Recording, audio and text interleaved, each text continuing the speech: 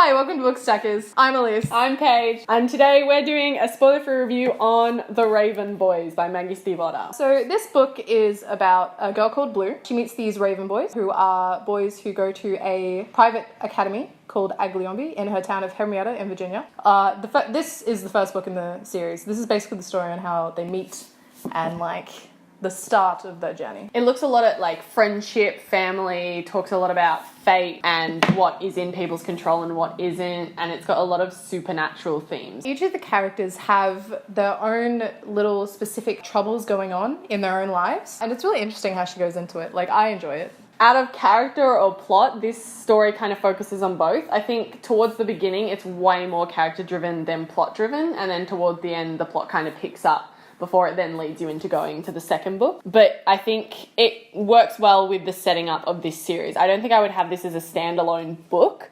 Definitely you want to read it with the series. It was written as part of a series, and you can tell. It's not read the first one and then you're done, yeah. You know? What I do like about this is that it doesn't shy away from the heavier subjects. So whenever a heavy subject does come up, Maggie makes sure that it's very blunt and it's very matter of fact rather than kind of making it super flowery. There's a lot of dry humor that comes through in this, which I love personally. It's funny, but also serious at the same, it tackles some serious issues. Even though it's got supernatural themes, it does sort of read very slice of life sort of style, just because of the fact that it is so matter of fact that these supernatural things don't seem out of place. So what was your favourite character? Oh, my favourite character is Ronan, because... Called it.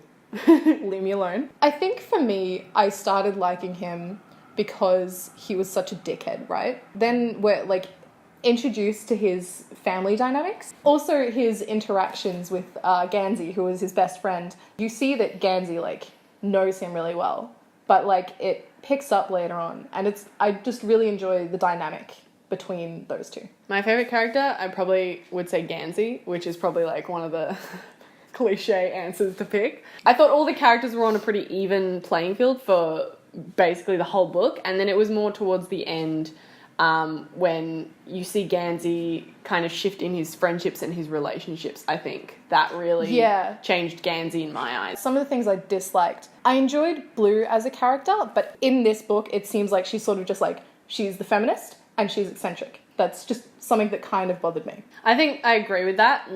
Blue, I expected Blue to be kind of the main character that I would mainly be following, because all the reviews and talks about the Raven Boys is it follows Blue and her adventures, and I think it follows this group of people and the people they're connected to more than it follows just one specific character. The thing that I think I disliked, it was quite slow and there was a lot in it. So you're learning about the lore of this town, you're learning about Gansey's interest, you're learning about the family connections of all of them. There's a lot of characters packed into one book. If Elise hadn't told me that this was a good book, I probably would have stopped, but it's worth it. It's like a puzzle that you need to put together, and then at the end you see the finished product and you're like, whoa. If you don't want to commit to buying the book, I'd say pick it up from a library and just read through it and see if you can get into it. Because I think giving it a chance, once you get through the slow bit, it starts picking up and there's a lot of action going on and it's really interesting. So yeah, I reckon I would recommend this to people probably age 14 plus. I'd say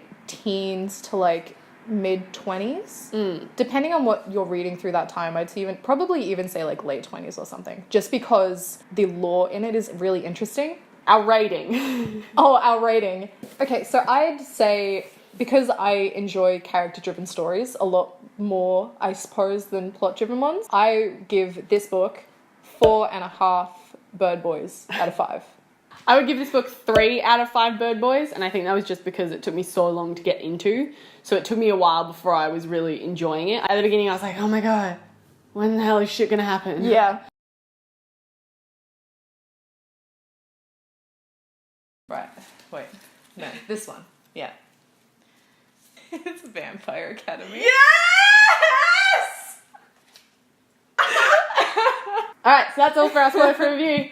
Thanks for watching. Yeah. Bye.